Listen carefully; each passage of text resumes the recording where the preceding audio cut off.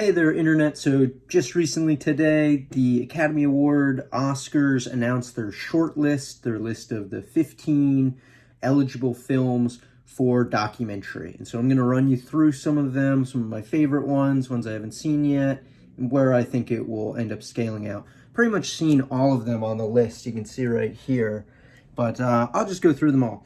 So at the top, and this is all alphabetical, All In: The Fight for Democracy.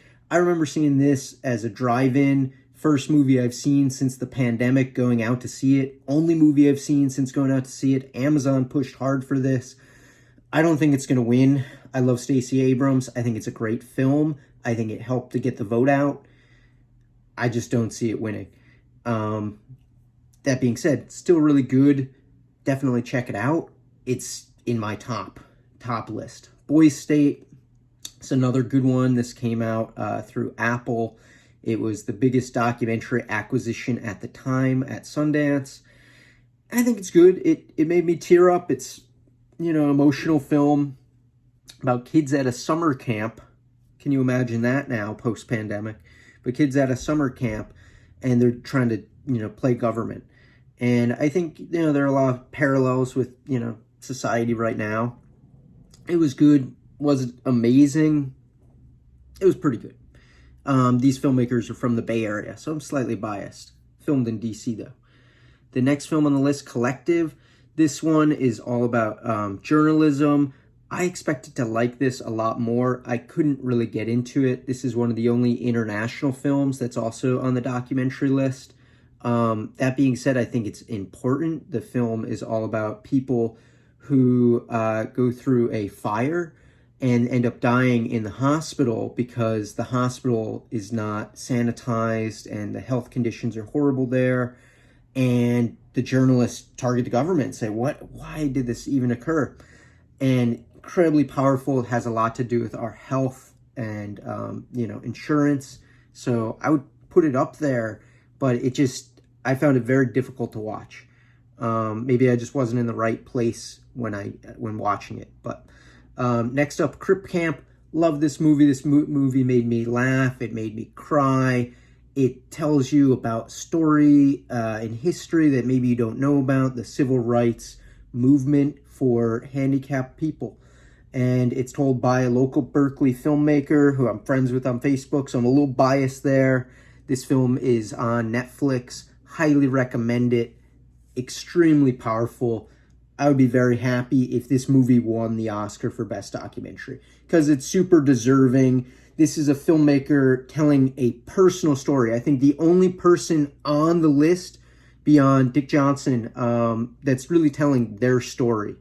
And so I think that is something that is important. When you have a documentary filmmaker doing a film about someone else, often the subject is who really wins the documentary award. You look at Free Solo. That was really a powerful documentary, but people were so impressed by the accomplishment by the athlete. So Crip Camp hits on both nails, where it is a guy's personal story and struggle for civil rights, and it's told by him and another filmmaker as well, a female director whose name is slipping me at the moment. Next up, we have Dick Johnson Is Dead, told by her daughter. This movie I liked. I found it funny and heartwarming. It's about a filmmaker who knows that her father is slowly going to pass away, and so she's trying to create different scenarios where she kills him off in the movie to make it somewhat easier on her. I think this is a good film. Do I think it should be on the Oscar shortlist? No, I don't. I'm going to be completely honest. I think a film like Assassins or The Dissident, both of those films, extremely important for journalism and just around the country. It's important for people to see those. Does it matter if someone in Iran sees Dick Johnson Is Dead? No, not at all. Does it matter if someone in South Korea sees Dick Johnson Is Dead? No. But for those two other films I mentioned that got snuffed off the list, I think they totally deserve to be on it. So Assassins and The Dissident, those should be on the list instead of Dick Johnson Is Dead, in my opinion. All right, next up, Gunda. This one I haven't seen yet. I want to see this movie. This movie has no dialogue in it. It is literally about the life of a pig, and she's just the Meryl Streep of pigs. She's so interesting. It's a documentary told in black and white, yet it's beautiful.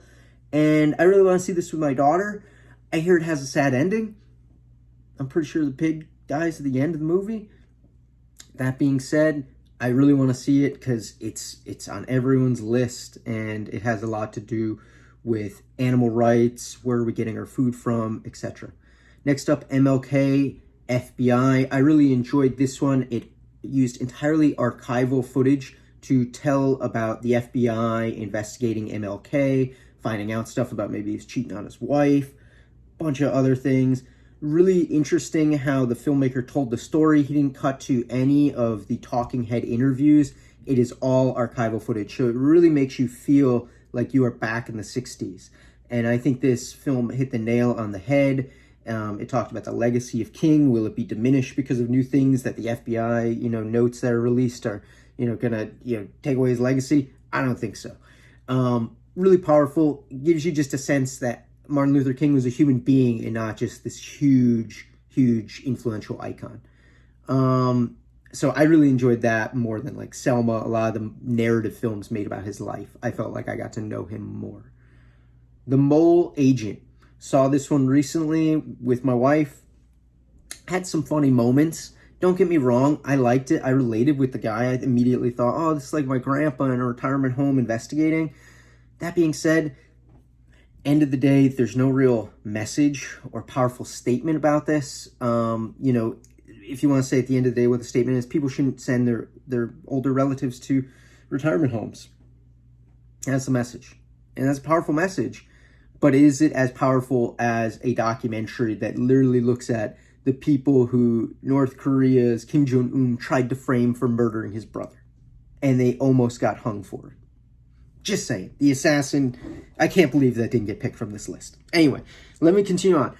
My Octopus Teacher. This one was cute. I love this. Everybody I talk with loves this movie.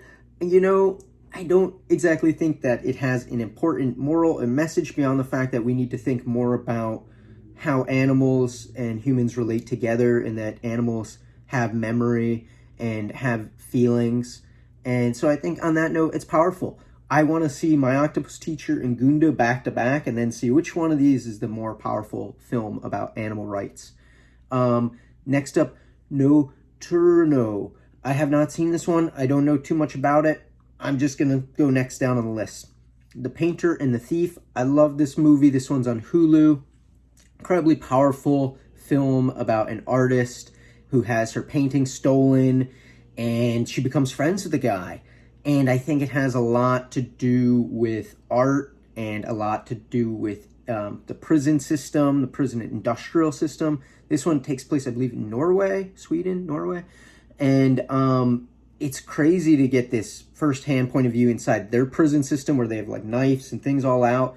And the prisoners don't tend to have as much, they don't end up going back to jail after that experience. It's more about a healing process. So I thought that was really interesting and well done, and kind of has some hooks in there.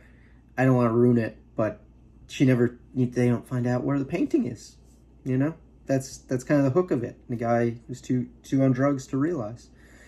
Next up, 76 Days, powerful film shot in Wuhan right when the pandemic was starting. I think there's some moments in this movie that are really powerful. One point where this guy is talking on the phone with his relative, and they're talking about the Communist Party, and he's like, well, this is why you shouldn't have voted for the Communist Party. He's like, I'm still a communist, blah, blah, blah. But basically, it puts you inside of the emergency room while this is happening. It's powerful. Does it quite hit on the same notes as other documentaries about the pandemic so far? Like, for instance, In the Same Breath, which just showed at Sundance. I think a lot about Alex Gibney's film, Safety Not Guaranteed. So I think it was powerful, but it didn't quite affect me in the same way. I think it's also hard to make a film about the pandemic that has affected all of us so personally. I would like to see this film win an Oscar because I think it's important, but I just don't see it happening, sadly. Next up, Time. Love the movie Time. This showed at Sundance last year. I caught it at the Black Star Film Festival right when the pandemic was happening. Really powerful movie about a woman dealing with her husband's incarceration. They committed the same crime. She got let out. He had to serve the time, and she's raising the children. and it's told through archival footage that she had shot, sending him tapes to prison. And I think the filmmaker really got lucky getting all of those tapes. She mentions on the last day of filming, she brought a huge box of tapes and gave it to the director. The director hadn't even asked about those or didn't get those. This would not be a movie. This would be a short film.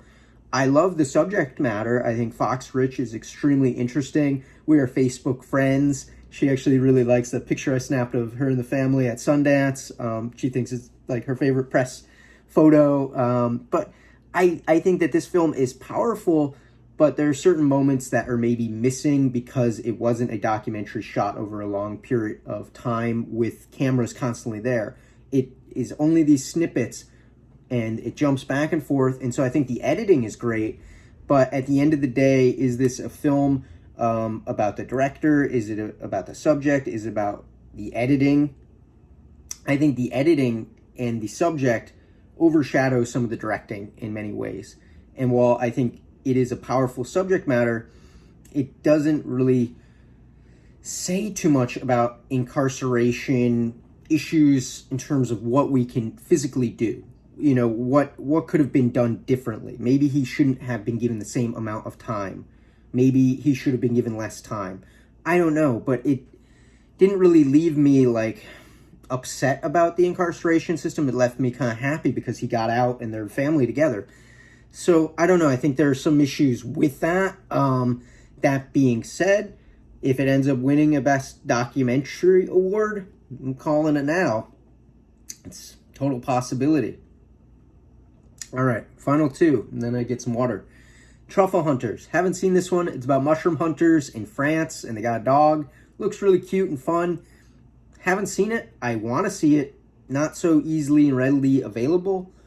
That being said, should this be on the Best Oscar Documentary shortlist versus a movie about Saudi Arabia and the killing of Jamal Khashoggi, the journalist there, or, the one North Korea, the assassins? I don't know. I think Truffle Hunters maybe could have got left off the list. Final note. Welcome to Chechnya. This film I was incredibly impressed with. It is on HBO.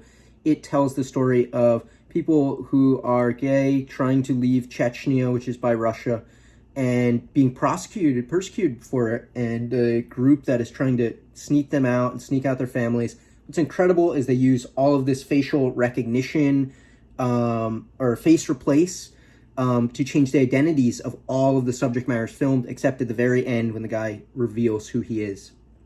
I posted about this back in February. I posted the clip. It is the first documentary nominated for visual effects as well, at least shortlisted. I think it will get a nomination. I'd be totally happy if this movie won Best Documentary or Best Visual Effects.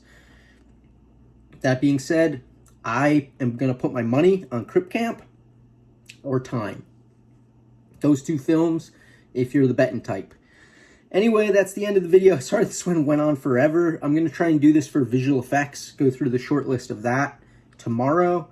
But if you enjoyed this video, if you found this informative, if you have comments or questions or criticism for me, write them below. And if you want to stay up to date on the latest movie news, hit that subscription notification button in the corner. It might be this corner, actually. I can't remember.